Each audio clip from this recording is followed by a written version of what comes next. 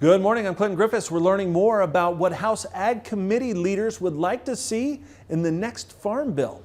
They include boosts in reference prices and two key pay cap provisions. Now here's a look at those reference prices, which will see a 10 to 20% rise across all commodities. For crop insurance, there would be increased coverage options, especially for young, beginning, and veteran farmers. The supplemental coverage option would cover 90% of the expected county yield and be subsidized at 80%, and there are two pay limit provisions. Now, one would allow farmers to get the same treatment if they are in an LLC as those in general partnerships. The second would mean operations that get 75% of their income from farming are eligible for a payment limit of $155,000. Now that's up from $125,000.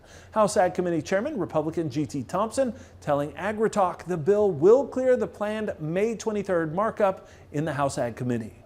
My recommendation with leadership is, the strategy to the floor, we need to wait and see what the vote is. I know it's going to pass, but the pathway to the floor, the strategy to use will, if it's a strong bipartisan bill, which it should be, because, the great innovations within this bill came from both sides of the aisle, and quite frankly, even more importantly, from the agriculture industry itself.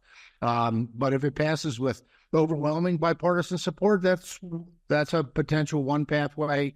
If it's moderate bipartisan support, that would maybe basically dictate maybe some other considerations.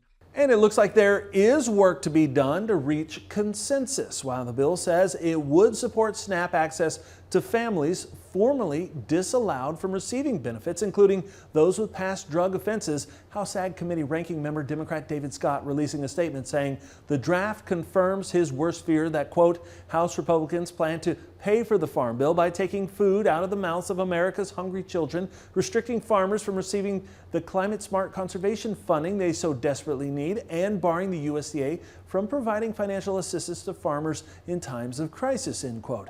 He says a freeze in the cost of the Thrifty Food Plan will mean a $27 billion reduction in food purchasing power over the next decade and would increase hunger and impact jobs. Now, the current draft of the House bill is 942 pages long.